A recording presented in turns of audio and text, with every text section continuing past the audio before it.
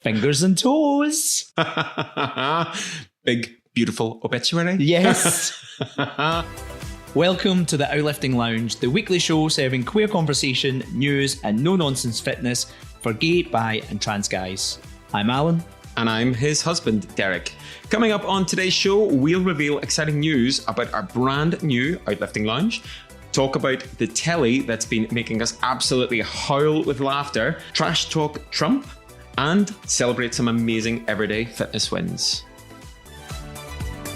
Well, we are back. Back again. Yeah, apologies for the interruption to our normal service. We had been quite good at putting out a weekly podcast, but that kind of fell on the wayside for a few weeks. Apologies to our regular listeners who were expecting a show the past couple of Sundays. It didn't happen. However, we are back with a bit of a revamped and a refreshed show. Yes, and we are refreshed as well. We've been super busy, which is one of the reasons why we took a little bit of a break, but we're back. We've got new vigour, new life, and we've got lots to talk about. And if you're not a regular listener, if you are tuning in for the first time, we are Derek and Alan. I'm Derek. He's Alan. I'm Alan. I'm the Scottish one. Yeah, we chat all kinds of queer crap. And we also run Outlifting, which is an online fitness agency for gay, bi and trans guys. So we actually do talk about a little bit about fitness on the show as well, but it is approachable fitness, no nonsense fitness. No nonsense fitness. I think there's so much crap out there. There's so much misinformation, and we like to just cut through all that BS, give you the facts, and hopefully give you some nuggets of information that you can take away and apply to your own fitness. Yes, the only toxic we like is the song by Britney Spears. Well, you do. I'm not a fan. You just lost half the listenership there in that one statement. I need to hand back my gay card. And I'm sure I said that a few episodes back when we were talking about The Devil Wears Prada. So, oh God, is that me officially straight? Definitely not. I can attest to the fact that you are 100% not straight. 100% homo. Did we mention that we're husbands? Yeah, we are married. So we'll give a quick catch up on how life has been for us since the last show. It's that long ago. Lots has happened and I can't even think what that might be. Well, we've got the big news. So obviously this is the Outlifting Lounge. We broadcast from our lounge. In Gran Canaria. And the exciting news is that very soon we will have a new lounge. We will. We are moving house. We're getting the keys on the 1st of June. And then we're hopefully going to be all moved in. Well, we need to be moved in by the end of that week because we need to hand the keys back from this place on the 5th of June. Yes. And the new place is very nice. It's very plush. So the lounge will be a bit of an upgrade. Really. It will, yes. So we are no longer putting out a full video version of the podcast for time-saving reasons. We want to reinvest that energy into other aspects of the podcast. So it's audio only, but we still will be putting clips from the show on our social channels as well. So you will get to see our new lounge from the start of June, early June. So hopefully you're excited as we are. Yes. Or you're just nosy and you want to see what our house looks like. Which is one of my favourite things to do. I love looking in people's houses. He really does. He is a nosy bugger. Part of the reason that we are moving is to be closer. So I have started a few shifts in a bar in the Umbo Centre because I needed to get away from you. Derek is officially a terrace tart. I am a terrace tart. So basically, Alan and I just do everything, especially since we moved to Gran Canaria a couple of years ago. We do everything together. So that is great. It's really nice, but it's good to have some time apart. Plus, I am very ADHD, and I need to be going out, socializing, basically burning off some of the lots of excess energy that I have got, and I have found the perfect outlet for it outside of teaching fitness classes, which I loved doing, but can't really do here. So yeah, I buzz about the terrace at Copacabana in the Umbo, and I absolutely love it. Yeah, we went from one extreme to the other. We went from in Glasgow, where we hardly had any time with each other, to seeing each other all the time over here. So it's good that you've got this little outlet for all that pent up energy you've got, and you are bringing in the tips. So it's brilliant. It's something I am quite good at doing, actually. I thrive when I can have a bit of banter and a bit of chat with people, and I absolutely love it. It's just such a good thing to do. It's really nice as well because people come here on their holidays, and it's nice to have that kind of like a holiday buzz from them too. I absolutely feed off that. So it's lovely.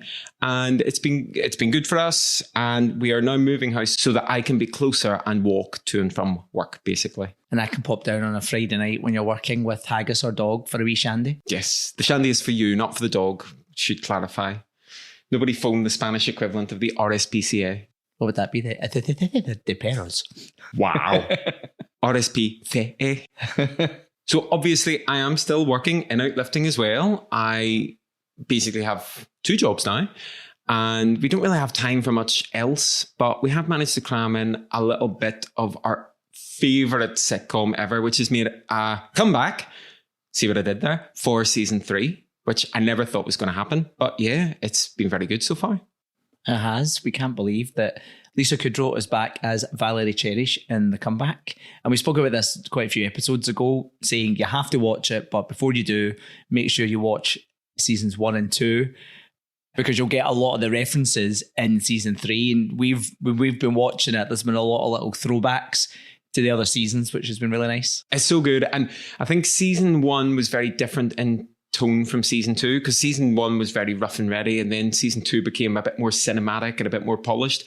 And then this season it's very much moved with the times, and whereas the other 2 seasons were very much like behind the scenes reality raw footage, this one is a bit more like an actual sitcom show. So it's very much evolved, but there's been so many like funny bits so far. I think episode 1 started off a bit slower. It was an introduction, and then there's only been 3 episodes so far, but each episode has built on that and become funnier and funnier. So I'm really excited to see where the season goes after this. Yeah, and there was a little cameo by Trixie Mattel in episode 2 where Valerie Cherish talks about being on the Traitors, which was brilliant. So good. We don't want to give too much away, so we're just giving little tidbits of information about it. Let's play a tiny little clip, like a couple of second long clip of that scene, because that's so funny. Oh. Don't you wish you knew who the traitors were? I do. So stressful. Stressful. It was stressful. So stressful. Stressful. She's like, I think you really do have to watch it from season 1 to get it. It's not that long though. The episodes are quite short. Watch it if you do not know who Valerie Cherish is. I guarantee you that your life will change after you are introduced to her. Absolutely. She's a gay icon. As well as the Traitors bit where she became a contestant on the Traitors who only lasted for 2 episodes. She was also so episode 1 opened up with her being a guest performer on Broadway in Chicago as Roxy. And that in itself just set the scene for the entire series. She's so bad. It is so funny. But she's a bit more self-aware this time of how bad she is, which is quite something different for season 3, I think. Yeah. Less delusional. And we were in tears in episode 3 when there was a little throwback to Mickey. So Mickey was her hairdresser in season 1 and season 2. And unfortunately, he's passed away. He's no longer with us. But there was a beautiful little tribute to him in episode 3 of this season. And we were very touched by it. It was beautiful. Yeah. Going into season 3, I hoped they would do a tribute to Mickey. They would do something because obviously the actor is no longer with us. And they outdid themselves. Season 3 had me in tears by the end. And the show finished with this beautiful tribute to Mickey, and it was your funeral song basically played over. And I think that really got you. You're going to need to explain your funeral song now. So basically, I want Last Dance by Donna Summer played at my funeral. And all my friends know, Derek knows, because anytime it comes on, I'm like, this is my funeral song. And they played that at the end of that episode, which was really sweet. Very fitting. Yeah, yes. It's my last dance. It's my swan song. I know. I will get up and dance. If you go before me, I'll get up and dance to it. I won't want to. I'll be crying. I will be wiping away the tears with the life insurance money. Wiping away the tears with the €50 notes. No, I want everybody to go up and dance at my funeral. I don't want it to be a miserable thing. Get up, get a drink in you, and get dancing. Right, you're not dead yet. Let's can that chat. Well, there's one other TV program that we have watched recently, and it's just short 30-minute episodes, and it is so funny. We haven't watched season 1, but for some reason we decided, well, I know why. It's because Alan Carr's in it. We decided to watch season 2, and we have been in wrinkles laughing. It's called Last One Laughing. And the concept is that it's a room of maybe 8, is it, comedians? 8 or 9, 10 maybe, in a room. And basically, they're not allowed to laugh or smile. And it's been watched over by, what's his name? Jimmy Carr. Jimmy Carr. But there's challenges to make them laugh. And we have been in tears watching them try not to laugh. It's so funny. And they do this bit where each of them has a joker that they can, well, Jimmy makes them do it at random times, and they take the stage and they have to try to make their fellow contestants laugh. And I have to say, so Diane Morgan is one of the contestants. She plays Philomena Kunk, and her joker was one of the funniest few minutes of television I have watched in years. Like, my eyes are watering up just thinking about it now, because when I say I was crying with laughter, I mean, the tears were rolling down my face and hitting the floor. And that is no exaggeration. She basically does this farting thing. I mean, farts on their own that are pretty funny, but her doing it, and she was kind of doing it as Philomena Kunk. Just so deadpan. Deadpan, straight face. And everyone else was like, I'm sure one of the women, was it Maisie with the short blonde hair? She was like actually going to explode because she was holding in a laugh. Mm-hmm. It's like so funny. And the fart sounds that she picks were just so good. Like, there's every variety of fart sound that you can imagine, and she just played them so well. Absolute blinder. But yeah, if you haven't watched Last One Laughing, you are absolutely missing out. We're going to go back and watch season 1 now when we finish season 2, because it is so genuinely just so funny. We've still got a few episodes to watch, so we'll watch that over the weekend, no doubt. Yeah. And not only that, but we found out that Diane Morgan is coming back as Philomena Kunk in a new series that's going to be on BBC and Netflix called, I think it's Kunk on Cinema. And if nobody knows who Philomena Kunk is, which I'm sure you will, but if you don't, go and watch it. It's Kunk on Earth. Oh, she's done Kunk on Earth, Kunk on Britain, Kunk on History. She's done loads of them. So good. But I think she started out on, it was The New Year Wipe by Charlie Brooker that he did at like New Year's Eve. It was on like BBC Two or something. But it was her, Philomena Kunk, and another guy called Barry Shitpeas. And they did these like little vox pop things as like members of the public. And that's where their characters started. Okay. It was so funny. She is hilarious. Yeah. Looking forward to that. And I think the reason that we're watching so much funny TV at the minute is to distract ourselves from what's happening in the world. It's funny you should say that, because I was watching some reels on Instagram the other day and it was giving me all this comedy stuff. And I was like, this is so nice. I can't remember the last time I was on social media and thought, well, that was good. Yeah. Because the world is basically fucking burning around us. Yeah. So a little bit of escapism is what we all need at the minute, I think. Like, Trump's just gone insane. He's absolutely crazy. He has lost it. Who knows? Like, we're recording this on Saturday. It goes out on Sunday. Who knows what's going to happen in the next 24 hours? Whatever information we give could be superseded by then. Well, we're hoping that we get the news that everybody is hoping for. Fingers and toes. Big, beautiful obituary. Yes. That's awful. But yeah. It's not awful. It's correct. No, it's awful if it doesn't happen. Oh, yeah. Honestly, the man's gone crazy. What he's done with Iran is just horrific. Like, we're not going to get too deep and too political on the show, because this is like really very, very serious. Like, we're talking possibly the start of World War III, but something needs to happen to stop this man. Yeah, we can't like not talk about it because it's just such big news. But again, there's so much to go into. We're just glossing over it to say that he is fucking mental. Yeah. And he's committed so many war crimes, and the US officials are not doing anything to stop him. His own cabinet are fully behind him. Other lawmakers are not really doing enough to stop him. It's really, really serious times. So yeah, Last One Laughing, it's the best show to watch. Also, Melania did that weird press conference during the week where she brought everybody's attention back to Epstein after Trump had basically bombed the fuck out of Iran to try to distract them from Epstein. Yeah. What is going on? I think there's a few theories going about. Either he's going to die soon, so she's like, right, I'm distancing myself. Big news is going to come out, so she's distancing herself. Or it's to distract from the absolute disaster that Iran is. It's just crazy. And so this podcast is all things queer, right? So we're talking about this through a queer lens.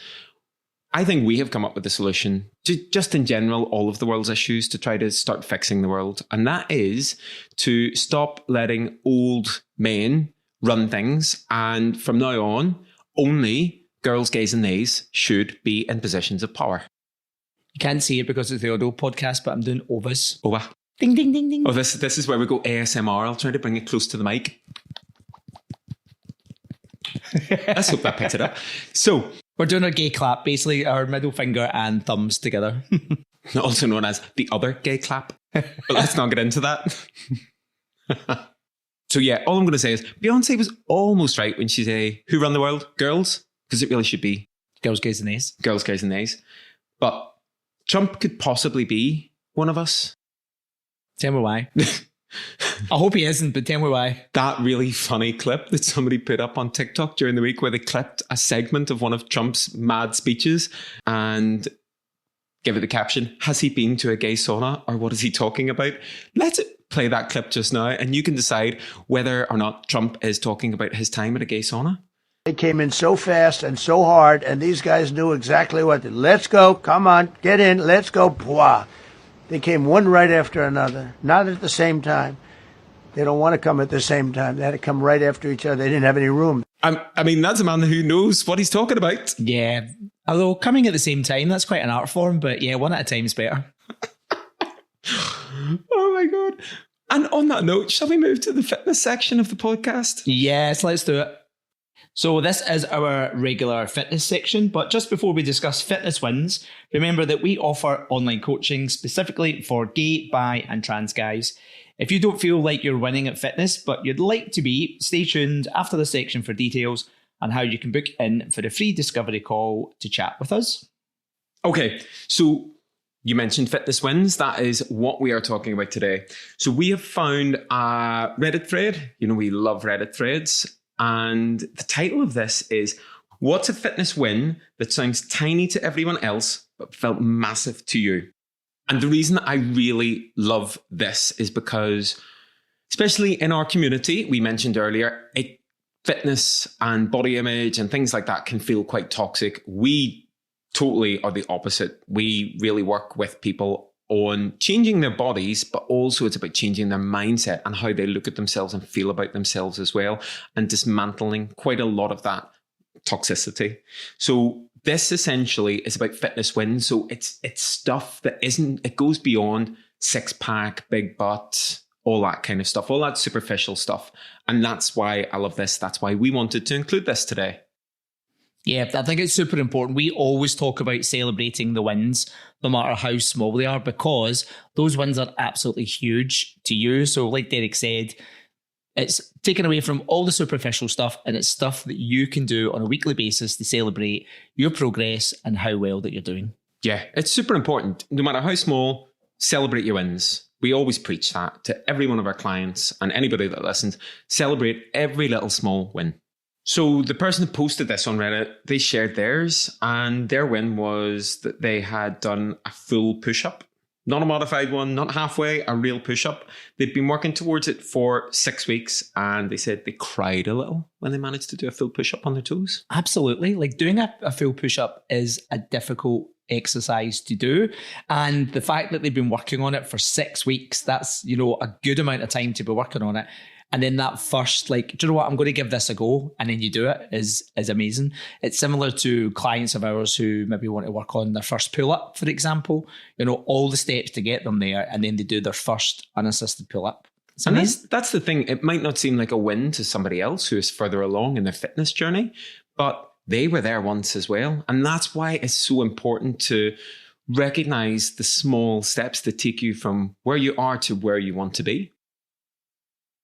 Some of the other comments in here from other Redditors are really good. So I love this one, which is, my shoulders cannot slouch anymore. I'm physically incapable of pulling them down and making myself small when I'm not feeling confident.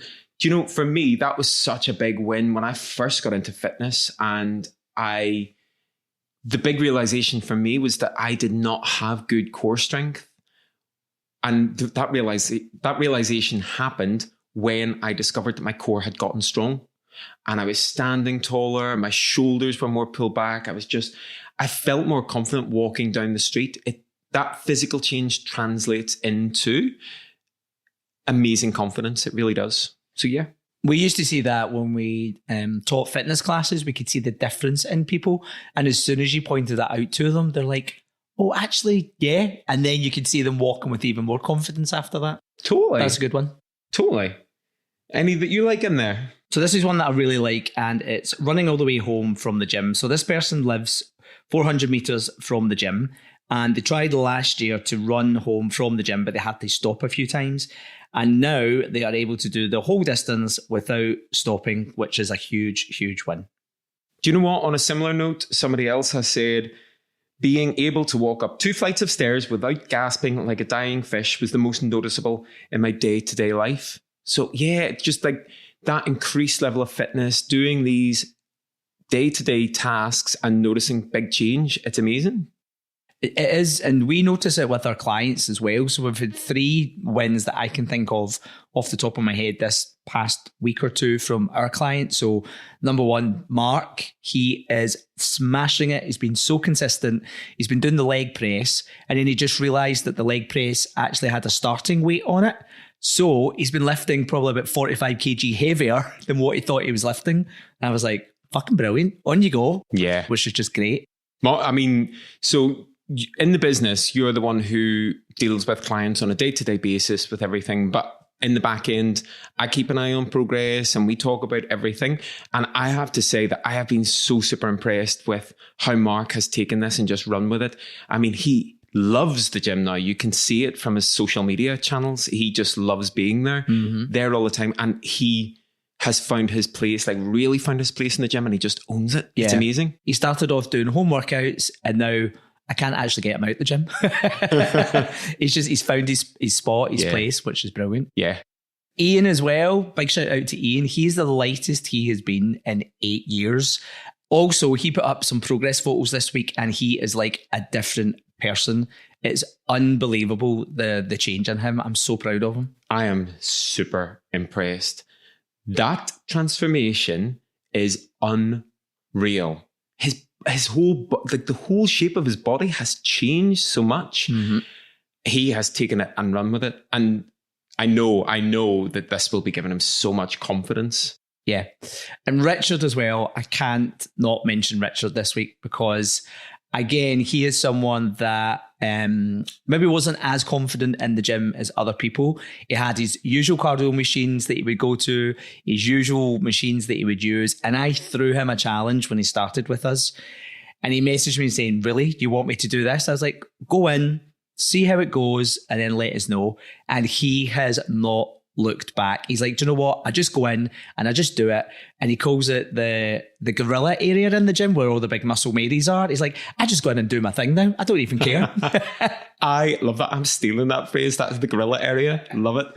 I have to say, Richard came to us through the podcast. So he was a listener and he liked what we were saying and it really resonated with him and he became a client. But I think that underlines the real importance of getting the right coach for you. So from listening to the show, Richard knew that we were going to be right for him, or he had a good idea anyway, and he came along. And it's such a good symbiotic relationship because when somebody like that comes along to us, coaching is an absolute pleasure because you know you can really work, you know you're going to vibe straight away. And he has been brilliant. Absolutely brilliant. And he is thriving on this coaching program. And the changes in him as well, confidence-wise, physically, mentally, he's just a different person now as well. He's absolutely loving it. Yeah, definitely. But yeah, back to this Reddit thread. I mean, there's so many here that are talking about wins within the gym, about being able to increase their reps, increase their weights, do specific exercises that they couldn't do. But what really jumps out to me is some of the everyday things, the other wins related to your fitness journey that absolutely are just as important as being able to lift an extra 5 or 10K in a particular move. Things like, as somebody says here, putting on my socks and shoes without putting my foot down, if that makes sense. So they're actually able to lift a leg up, stand on one leg, and put their socks and or shoe on. I mean, that again, getting that balance, getting that core strength, it all adds up to the greater whole of your fitness journey. It just shows how much their core strength has increased if they're able to do that. Yeah. And there's another one here. I briefly flirted with a guy in line at a store, and he said he wishes he was, and then in quotes, athletic like me. Woohoo! Love it. Love it. Again, it's not only how you perceive yourself, other people start to perceive you differently, because it's not only the physical changes in your body, it's how you carry yourself. It's how you stand a bit taller, you're more confident too. So all of these things, just brilliant. This is absolute gold. Celebrate every single small win. I know I've said it before, but I'm just going to repeat it. Yes, it's worth repeating. But yeah, I mean, this thread is just absolute gold. If you do have time, we'll put the link in the show notes. You can have a look through yourself. But yeah. Sorry, I've just scanned down the thread here and I've just noticed one that said, I can do 15 minutes on the Stairmaster. Well done, but one question. Why? That's absolute torture. Yeah, Alan doesn't like the Stairmaster. To be fair, you do have short legs. And a dodgy knee. And a dodgy knee. So yeah, it's a bit more of a challenge for you than it might be for others. Let me at him. So yeah, absolute gold in here. I think this is brilliant. It's all about the wins. It's all about celebrating your wins. And let's leave that with you. Brilliant section. And we would love to hear from you. If you've had any wins that you have celebrated recently, why don't you drop us a comment or even message us on Instagram? We always like to hear other people's success stories. Yes, absolutely. Always love to hear it. So you can get in contact with us about that or anything actually by email. And that is podcast@outlift.ing. Our handles on Instagram and TikTok are @outlift.ing. And you can send us a DM on Instagram as well as another way to get in contact. Okay, let's wrap up the show. So that is us for another show. I did mention before the fitness section, though, that we would talk about how you can get in contact with us if you think you could benefit from our coaching services. So Alan and I run Outlifting, which is an online coaching service for gay, bi and trans guys who want to transform their bodies and build unstoppable confidence. We do that through online personal training. It's very specific coaching. You get basically hand-holding with daily contact through chats. You get a weekly video check-in. We've got lots of nutrition support and lots of other support as well. If you want to join our ever-growing community of guys just like you who are growing in confidence and changing their bodies one step at a time and racking up some amazing fitness wins, you can book in for a free, no obligation discovery call. To do that, the link will be in the show notes. You just click on that. It'll bring you through to a Calendly diary. You can choose the slot that is best for you and get booked in. We would love to chat through to you, and you can then decide whether we are a good fit for you. And don't forget, if you've loved the show, please consider taking 20 seconds to leave us a 5-star rating. It really helps us reach guys just like you to spread the message of fitness. But that is us for this week. We will be back next Sunday with another show. Make sure you are subscribed on your podcasting platform of choice to keep up with the conversation. But for now, over and outlifting.